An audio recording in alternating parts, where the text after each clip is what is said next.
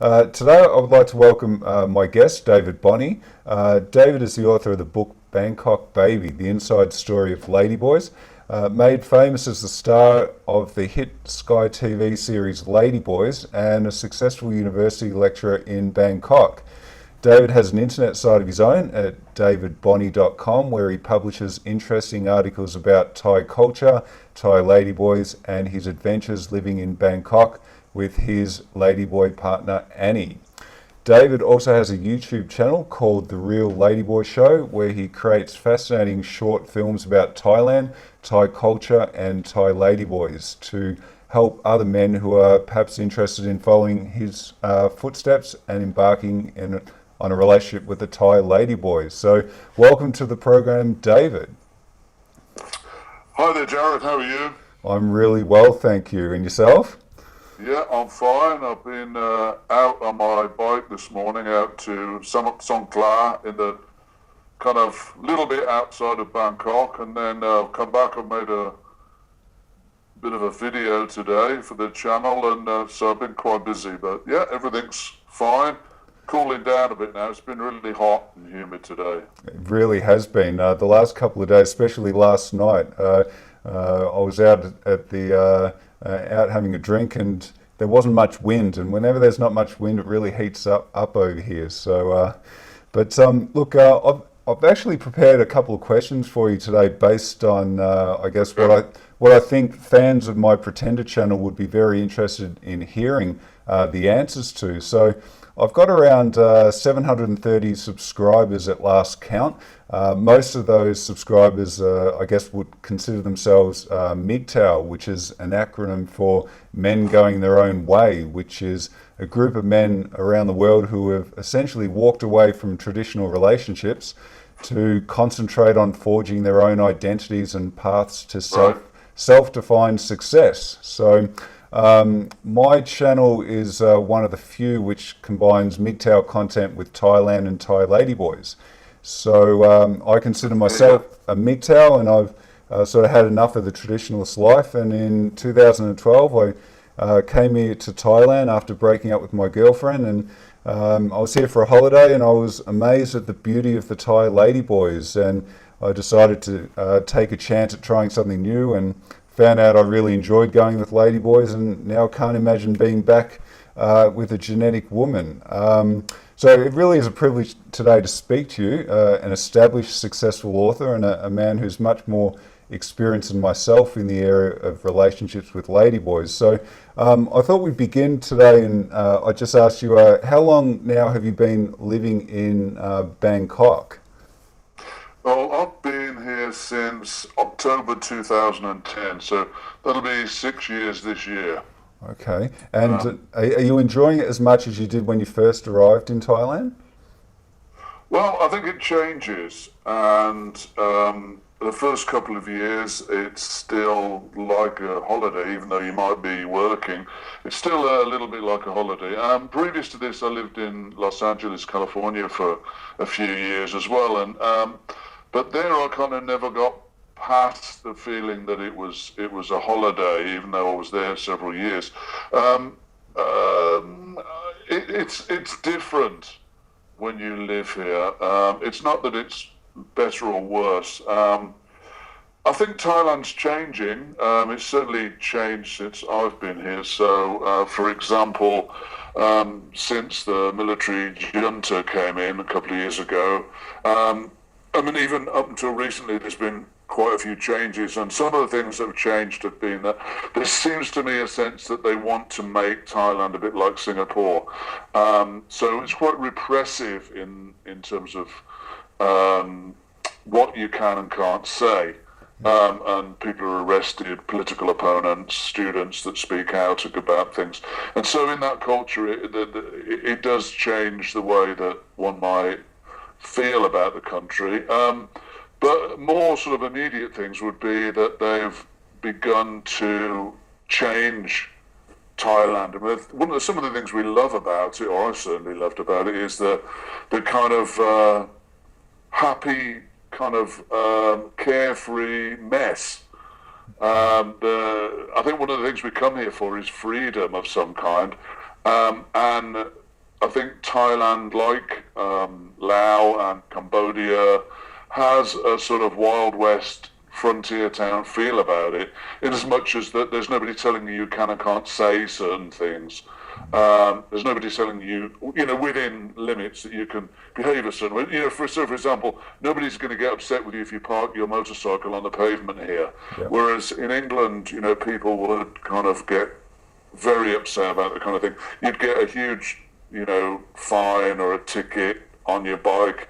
It would be chained up when you came back, and those things didn't really happen here in Thailand, and that was kind of nice.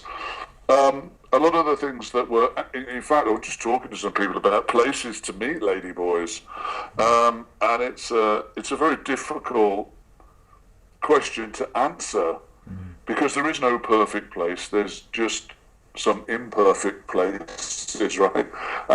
That's if you want somebody to be a girlfriend.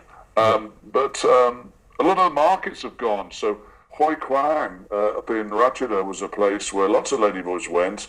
There's a shrine to Ganesh, they call Papikanet here, and there was a big market around there, and sold lots of shoes and clothes, and it was peopled by lots of ladyboys. I mean, a lot of them were hookers, but they would be there at night shopping in that market, and they've taken the damn market off the streets now, and there's just the shops there. So I think unless they change or they get a government here, the place will die.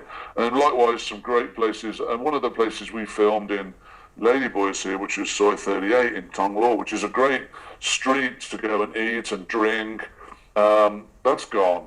And a lot of the second-hand markets in those places are gone. So it's changing. So in terms of, do I like it as much? Well, that's changed, so I don't like that. But I think that it's an interesting question, right? As you can see, there's still lots I could talk about on that subject. Yeah. But I guess in terms of, and feel free to interrupt me anytime you want to. But as regards, the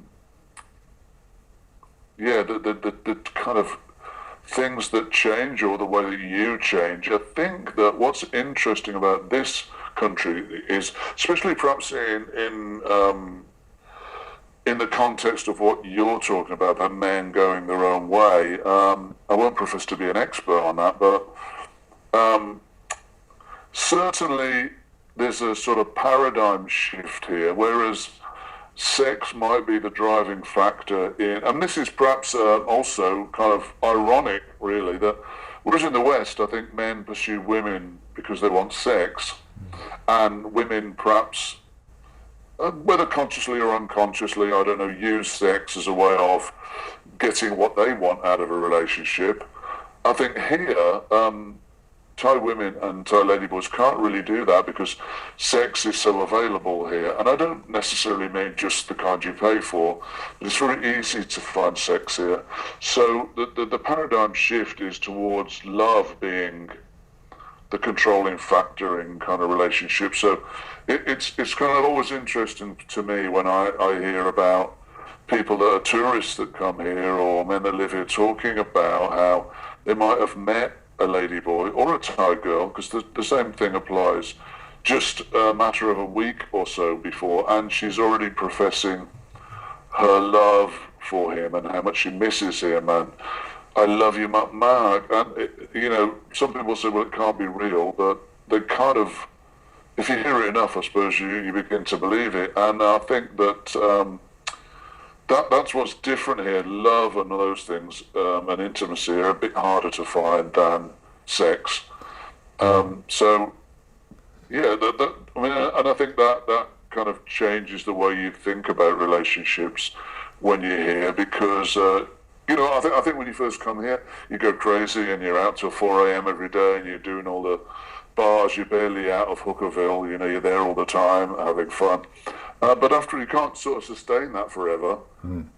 Certainly I couldn't. And after a period of months or whatever, you kind of, what's the best way to describe it? No, I wouldn't say normalize it, but you kind of make a life that's more based on other things rather than just a permanent bar crawl, if you like.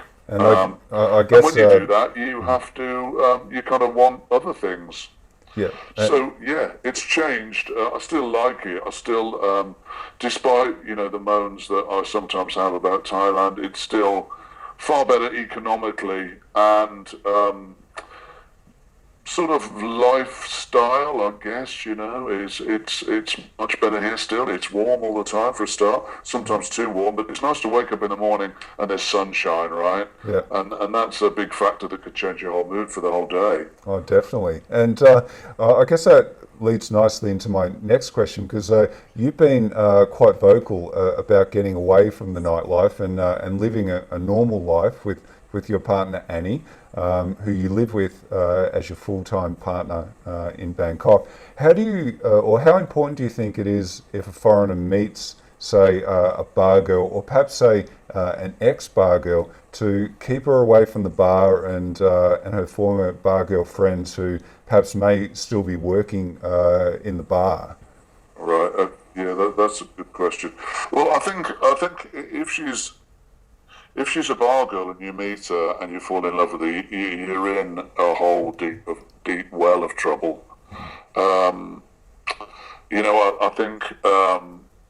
I mean, that happens a lot. That happens to a lot of people, and of course, sometimes it might work out, but quite often I think it doesn't. And if you meet, I guess I would say to people, well, look, would you do that in your own country? Would you meet, fall in love with, and begin to live Yep. Are you there, mate? Looks a like ladyboy to stop working, right? yep. I don't know if you'd agree with me on that. I don't know if that's a discussion you have. So you're cutting out a bit there, David. Are you there, buddy? You were cutting out there, David. All right, can you hear me now? Oh, I can hear you now. Yep. You probably just want to repeat that because I didn't get any of that. Oh, okay. Yep. Well, I think that most guys that meet a hooker, they probably want her to stop being a hooker Yep. fairly soon after that. I don't know if you'd agree with me there, or if your subscribers would kind of agree with that.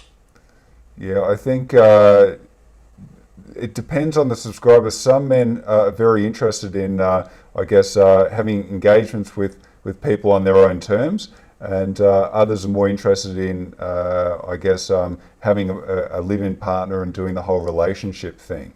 Yeah, of course. Yeah. If you're just interested in just having sex and fun, then you don't need to have a partner, do you? But I think certainly when I came here, I was finished with love and relationships. It wasn't something I was interested in anymore. I'd done all that in England, been married several times, and I just wanted to have fun on my own terms.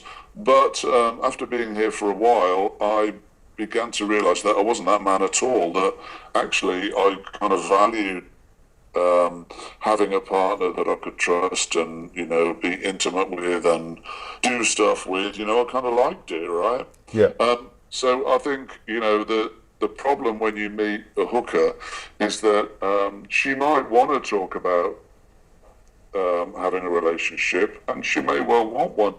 But the problem you have, I think, that is when you meet a working girl, right, and you wanted to stop working, you're in difficult territory, because what you've got to do then is, she's going to say, well, how do I eat? Your love, I can't eat your love. Yeah. So people find themselves in a situation where they're actually paying a sort of retainer to a hooker to stop working, Yeah. which is kind of absolutely crazy if you think about it. But nevertheless, I think people do find themselves in that boat, and I kind of experienced something a little bit like that when I first came here, before I met Annie, right? Yeah. And as far as, so if she's finished doing that, and her choice was made before she met you, for example, or she stopped being a hooker, and it's nothing to do with you, well, then that's different. You can't hold something against somebody that, they're passed against them, if you like. Yeah. If she's finished doing that, well, then you just, it's not a factor. Yeah. But if she's stopped for you and you're responsible for her stopping, that's when you've got a problem. As far as keeping her out of the bar or away from that location, if you like, where all her friends are, it can be really difficult, I think, because of course many of these girls come from up country, and they don't know people in Bangkok except the other whores they're working with. Yeah. So when they want to go out and meet their friends, and they go to the bar to meet them again, it's easy to slip back into the old ways. She may be like the wife of Lot and look back on her previous life too many times, and we know what happened to her, right? She was turned to a pillar of salt. But it might be that your wallet is turned to, something that's empty and devoid of cash if you are not careful, right? And that she may well spend time with her friends, and Thais are notorious for actually being quite passive aggressive and saying things to your girlfriend like, oh, why doesn't he spend more money on you? This fella, he has lots of money.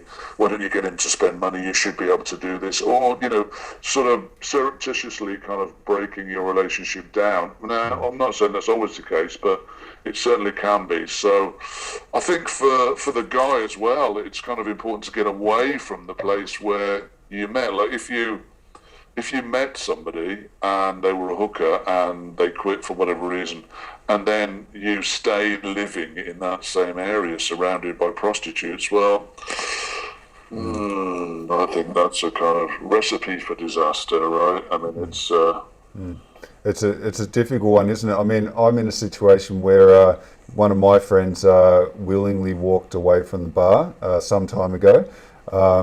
Over a year and a half ago now. Has been working in a different sort of different role, and I can see really. I think you've been vocal in the past about, ensuring that it was her decision to leave the bar willingly without any coercion from the man, and that's been the case in the situation that I'm sort of in. I think that's a very, very good and important point, because they've made that decision to leave the bar independently of us Westerns. Yeah, well, that's it. You can't. It's not something that could be held over you. Yeah.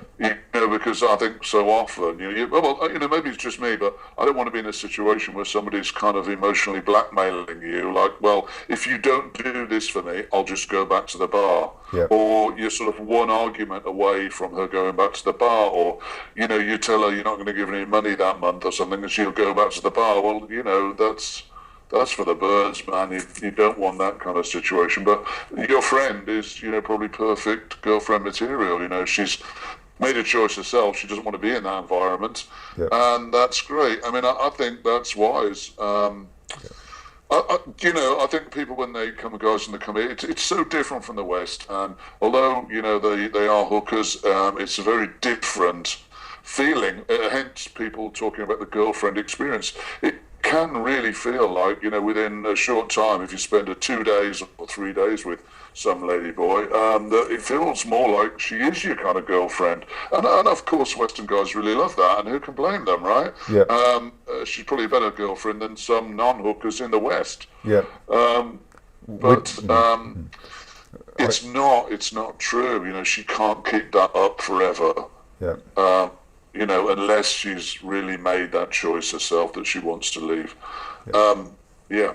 Excellent. I guess my next question was about some of us Western men, including myself, have really been taken by the beauty and the exceptional treatment that we receive from the Ladyboys. What do you think are the important differences, though, between getting into a relationship with a Thai woman versus a relationship with a Thai ladyboy? Well, that's interesting. I mean, I think that the treatment that you get, I mean, you've got to put this in context, right? If you're meeting either Thai girls or Thai ladyboys in the bar scene, they're treating you like they are because they want your money. Mm-hmm. Now, they might be nice about it, and I think actually, in a way, a roundabout way to answer your question is, it's useful to look at Thai people in comparison to Western people. Now, personally, I think that Thai people compartmentalize themselves or their identity far